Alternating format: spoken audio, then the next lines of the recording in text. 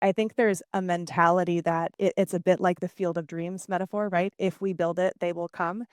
And that's not necessarily true. Just because you've developed something that works really well does not mean that it's going to get into schools. You know, teachers and parents and school administrators, principals, school boards are not necessarily reading journal articles or looking up, what's the most effective evidence-based tool. They're more likely to be thinking like, how convenient is it for me to adopt something like this in my district? How much does it cost?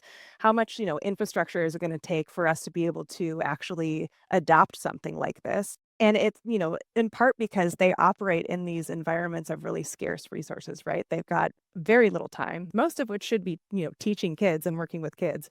So if you've developed some sort of effective evidence-based solution, you're still going to have to make the case that you're the best fit for that district or to get it out into the hands of people who need it.